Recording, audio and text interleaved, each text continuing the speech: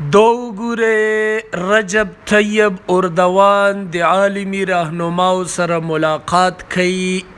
د عالمی رهنماو سره چې کوم د نیټو ظالم حکمرانانو هغه ظالم نیټو دی د هغې رکنیت کې د سویډن دغه ظالم دغه جابر او دغه ګندا صدر سره ملاقات کوي لګیا دی.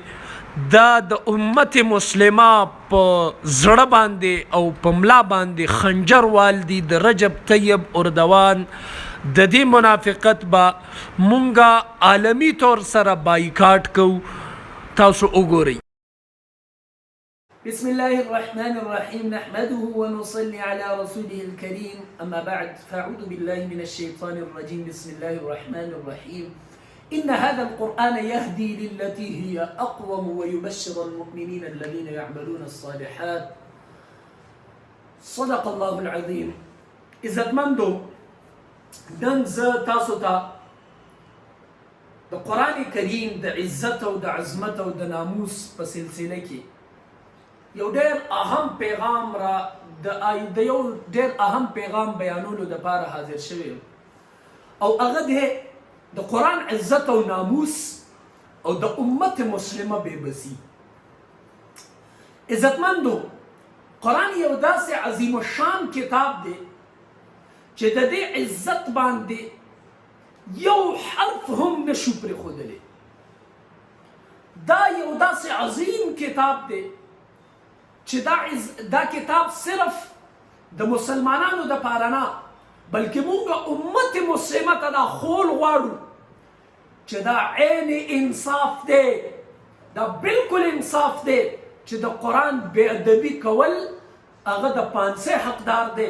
قسم په خدای مونږ د عالمي انصاف عدالت ته راوغواړي په دلایلو سره به ثابتو، په براهینو سره به ثابتو، په ثبوتونو سره به ثابتو چې د قرآن بې حرمتي او بې ادبي دا ظلم دی، دا انصاف هرگز نشي کېدلی.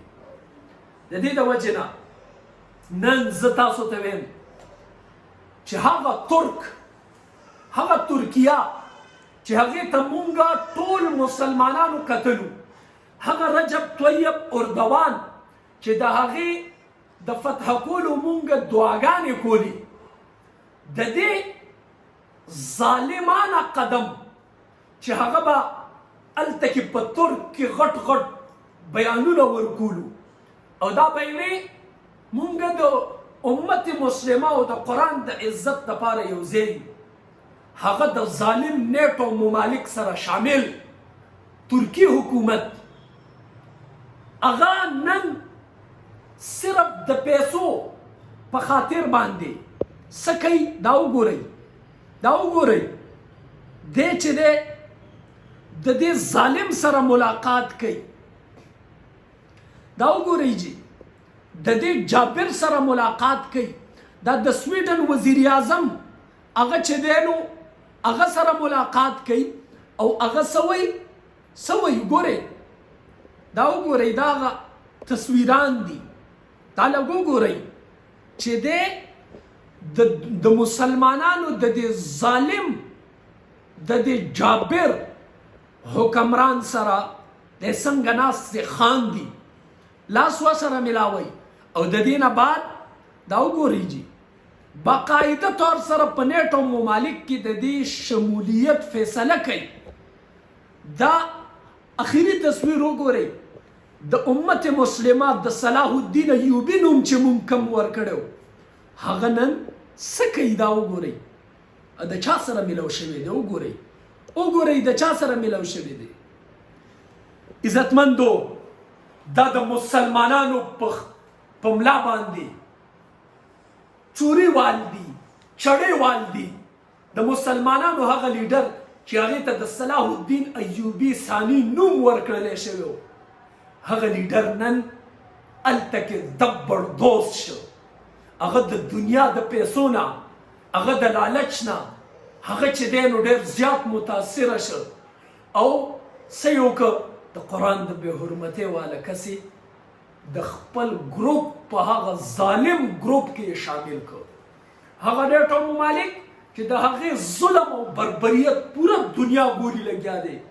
هغه نیټو ممالک کې اول ترکی خپله شامل دی او دې نه بعد بیا دا بغیرت ګورنمنټ شامل کړ چې کوم د قرآن بې حرمتي کړې وه. عزتمندو دا زموږ دپاره قابل افسوس دی. راوځئ مسلمانانو یو ځای شئ. دا ظالم حکمرانان چرته هم د اسلام دپاره او د قرآن دپاره آواز نشي اوچتولی. دا ظالم حکمرانان صرف د خپلو مفاداتو لوږې دي، بلکې دی صرف او صرف د خپل حکومت او حکمرانۍ دپاره محنتي کوي. د دې د وجې نه نن موږ ته قرآن د سینو سره ملاول دي او د قرآن عزت او ناموس دپاره اخري هدف پورې تلل دي. د دې د وجې نه د ترکیې د دې منافقت خلاف په سوشل میډیا باندې، په پرنټ میډیا، په الکترونیک میډیا باندې موږ ته آواز اوچتول پکار دي چې هغه ترک چې هغه موږ د سلطنت او د خلافت عثمانیه نظیر ګڼلو، د هغې دپاره موږ دعاګانې کولې، هغې نن د منافقت د اعلی مثال ولې قایم کړ.